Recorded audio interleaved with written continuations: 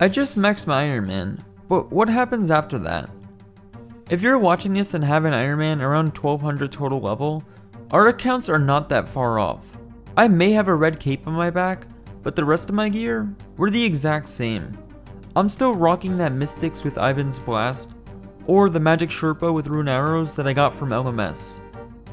So sure, I have a small head start with my total level already being 2277, but now it's time for some upgrades. I have so many things that I can do for the first time and maybe get lucky, starting off with my first ever medium clue scroll. Here goes. Well, I didn't get ranger boots, but I got 5k, so do your clue scrolls, boys.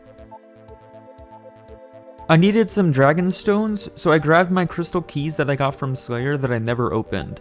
These guys guarantee at least one dragon stone per key. There's also a solid 1 in 10 chance for 3 runite bars, which will be a nice add to the cash stack later on, and we managed to hit twice. Making a jewelry box in my POH will be a permanent upgrade that most people get before they max, so I'm going to immediately do that.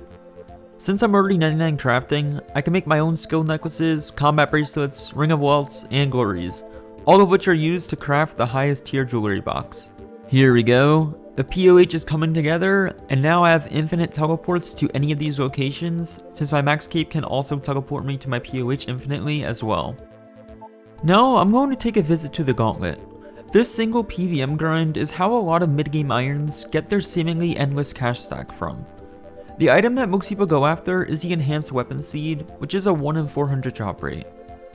This seed will turn into a Bofa, which is good when it has the crystal armor set bonus as well, since the armor set will buff the accuracy and damage of the bow. The problem is, even if we get lucky on the 1 in 400 drop rate for the weapon, we then also have to get lucky on 6 armor seeds to create the armor. Now, the armor seeds are 1 in 50. So even if we do get lucky on that 1 in 400 weapon seed drop, we still need 6 of these. And look how insane the loot from CG is. The average GP per kill is 153k in alcohols.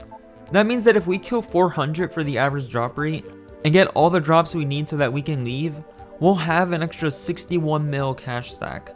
That's insane for us, or even any Ironman honestly. This is where we fell short of GP to max, and a fantastic place to rebuild. In order to start the corrupted gauntlet, I have to do a normal gauntlet first. Now, I don't really have PVM experience. All I have under my belt is 35,000 Zoras and an Infernal Cape, both of which I haven't touched in 4 to 6 years. So starting out with the gauntlet, having only 1 KC on my alt, this might prove to be a little more challenging than I'm expecting. Gauntlet is a little bit like Dungeoneering. The first part of the fight is called the prep, where we have to craft our own gear and get supplies for the boss fight. Then, unlike Dungeoneering, it's always the same boss, though normal Gauntlet is significantly easier than corrupted. Each boss fight will require me to have 2 attack styles, because the boss, Hunlith, will always be praying against one. After you attack him 5 times, on the 6th attack he will switch to the style you hit him with. And on top of this, every time he attacks you, after his 4th attack, he will swap between hitting you with range or magic. You do want to use the correct protection prayers against him, however, unfortunately, he still can hit you through them. Then you have these little tornado things that he can spawn that you have to run around from. And finally, the colorful floor, don't step on that, it will hurt.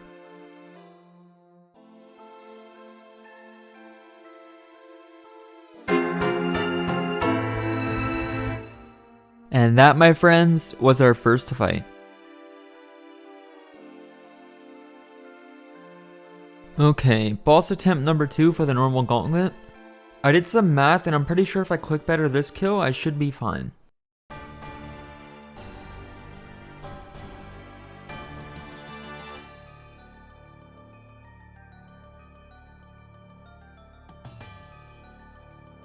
There we go, that was way too clean. Now, it's time for the corrupted gauntlet. This has the exact same mechanics, but everything is harder. Even the normal gauntlet is pooping out 75k in alcohols on my first kill.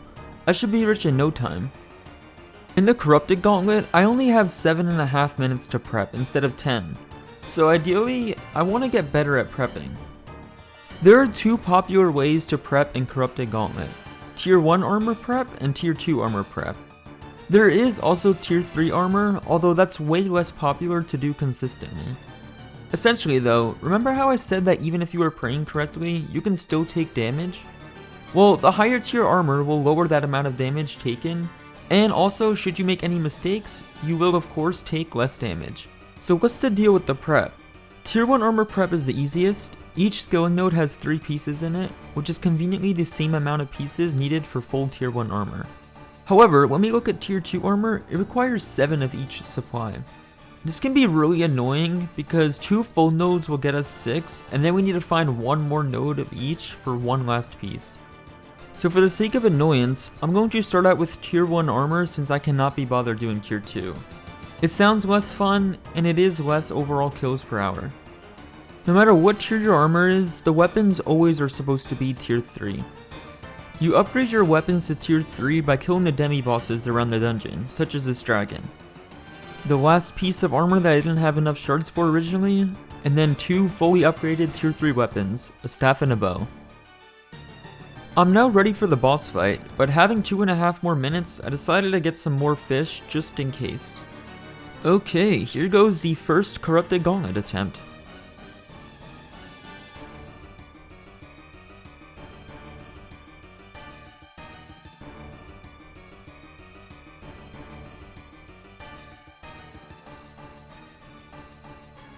Oh yeah, Hunlith can also shoot this purple ball while maging, which will turn off your prayers and make you have to turn them back on. This is what happens when you don't turn them back on in time. A 56? Oh my god. This is what I meant when I said tier 1 armor is significantly less forgiving. Not even close, dude. All that prep for nothing. I forgot to change prayers back, there's too much going on.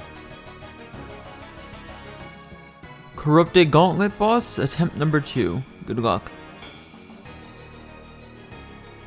Things were going so smooth and I swear it was finally looking hopeful, and then I panicked when I saw 4 tornadoes.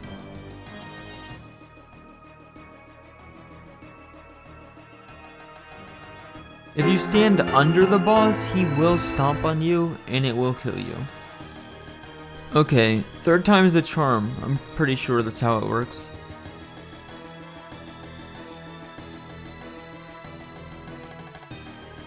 Oh my god, looking back, this guy dropped the follow as soon as I got the kill and it blocked it, but I swear it happened. Oh, that was beautiful. 10 minutes and 40 seconds for 1 kill. First loot was kind of trash to be honest, but at least we got 140 blood runes, I guess. The next few hours was a mixture of a few kills and a lot of deaths.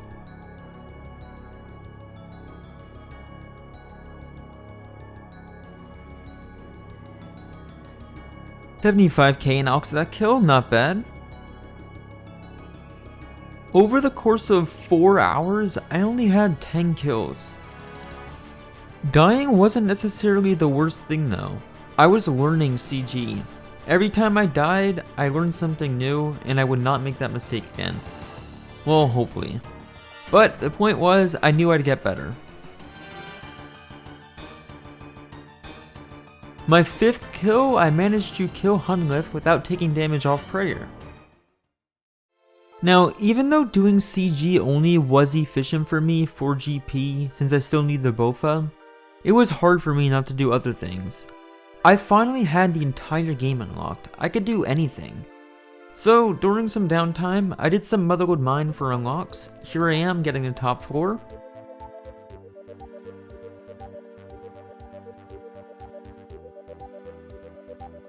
$50 nuggets later, they also added a hopper upstairs that you could deposit, so I unlocked that.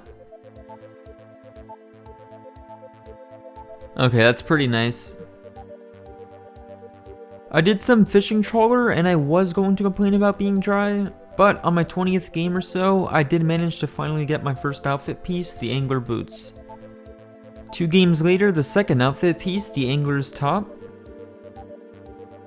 Immediately after that game, the angler's hat.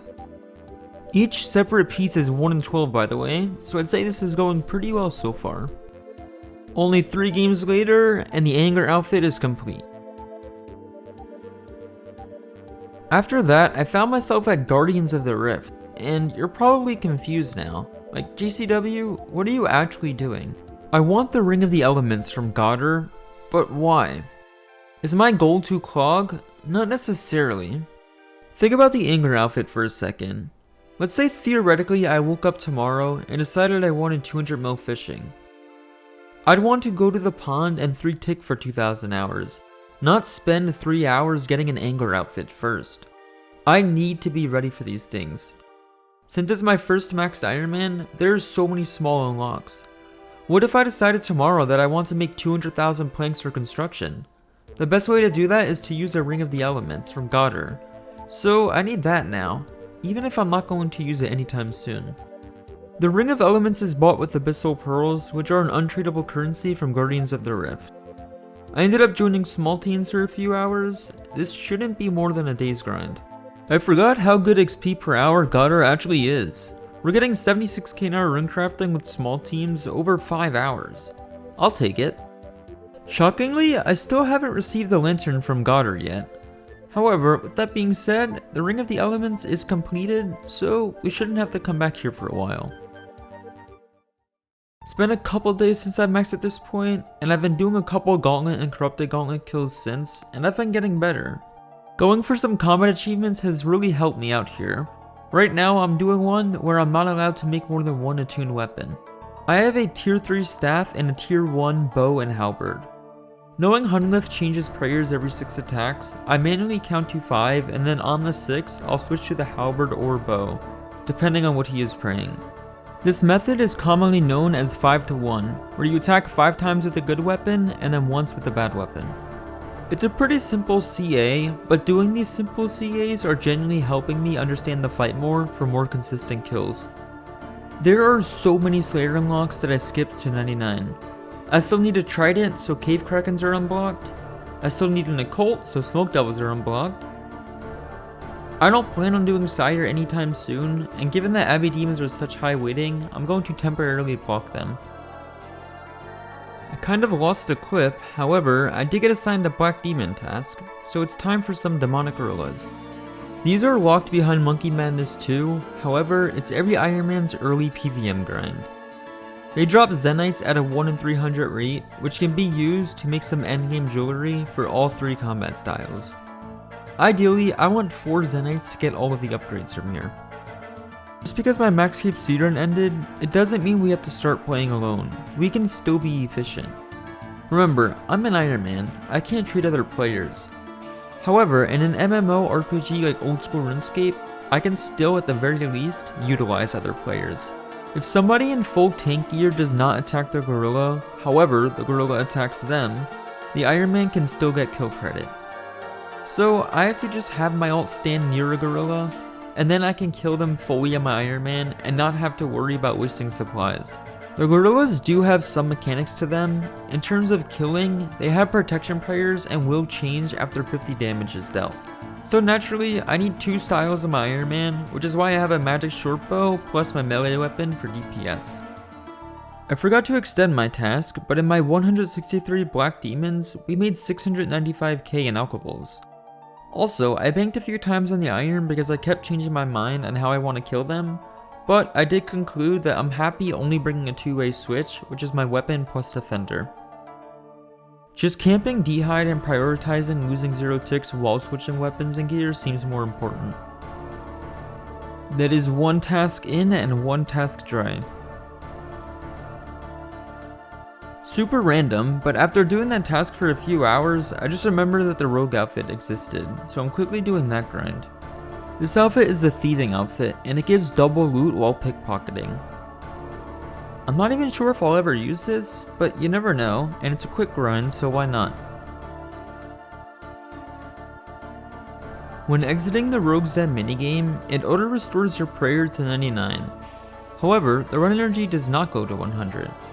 But since I'm on the Arceus spellbook, I can just cast Vital Vigor to turn my prayer points into energy each game, that way I have permanent run. 15 minutes in, 3 out of 5 outfit pieces. And a quick skilling update for you guys, 21 mil magic XP. This minigame has two paths that you can take, one for 80 agility in thieving, and one for 50 agility in thieving. I've only ever done the 80 one, even on my other accounts, and it's so much faster. It's about 3 minutes per game, and then the odds of finding a crate with the piece in it at the end is 1 in 1.6. It's just such a quick grind. That was my final piece, with all 5 pieces totaling about 25 minutes. We're back already, crafting my own wrath runes for Slayer. Only this time, these are not going to be used for prayer XP. Have you guys ever seen such a beauty? Full monk robes, Slayer helm, the mist battle staff, and the max cape. We are fire surging the cave krakens for a trident drop. Oh shit, I got it! Fuck's sake, dude! I completed the cave kraken task and I didn't get anything, and honestly, using fire surge feels awful with how slow it is. I needed to AFK a little bit, so I made my way to warp terror birds for the mini trident. This item, the warp scepter, was released within the last year as an upgrade between the Ibans and trident for the newbie irons who didn't already have 87 Slayer. And even though I obviously have 87 Slayer, I've heard this was a quick grind, and like I said, it needed to AFK, so why not? And I already got the scepter only 50 kills in.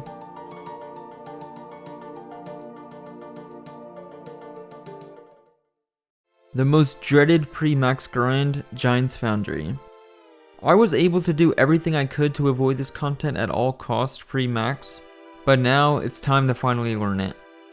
I'm buying adamant and mithril warhammers from the shop near Konar, using another account to stock the shop, and that other account does not have to be an Ironman, so it's kind of silly not to use it. All I need is a couple 100k to buy adamant and mithril warhammers, there's no other requirements. Those mithril and adamant warhammers make this method only 0.05 GP per XP. It's essentially free. But we're not here for XP, so let's focus on our actual goal. The reward shop from this minigame has a double ammo mold, which allows me to smith cannonballs 2 times faster than normal.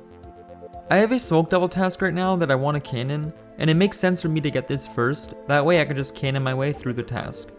Before buying the cannonball mold, I decided to buy a couple other molds that will make this faster points per hour. This is not efficient if you're just going for the cannon mold, however I do see myself going for the smithing outfit one day, so why not do this now. Double ammo mold has been bought. And now, when smithing cannonballs, I use 2 bars per smelt instead of 1. I kind of did that thing where I outed my ancient staff for GP pre-max, and you could only buy 1 from the shop, which I already did. So if I want another one, I have to get it as a drop from bossing. I don't really feel like doing that right now, so I'm just going to manually cast Ice Barrage this whole task. Unfortunately, still no occult necklace. 111 cave krakens. Maybe this is where we get the trident? The answer is no. That is yet another task try.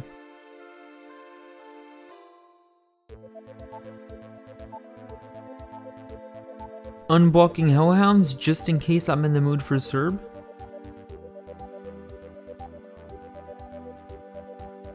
$199 Lizardmen. Lizardmen are known for dropping dragon warhammers, which to be honest I don't see myself ever needing. However, the main reason I wanted to try these out is because within the last month, they just changed the drop rate of the warhammer from 1 in 5k to 1 in 3k. Even if I'll never use the hammer, if they're going to nearly make it 2 times as common after being 1 in 5k for 8 years, I figured it wouldn't hurt to try for it. The first step I wanted was Shazian armor, which is from this minigame or combat arena, whatever you want to call it. There are 5 levels of warriors here, and each drop 5 pieces of armor. Every piece is a collection log slot, so this is an instant plus 25 collection log slots, and it takes about 15 minutes max. Now that I have tier 5 Shazian armor, I can use this to kill shamans as it grants higher protection against their attacks. Or at least, that's what I thought. Warning, if you are easily offended by alts, end the video here. Don't forget to like and subscribe.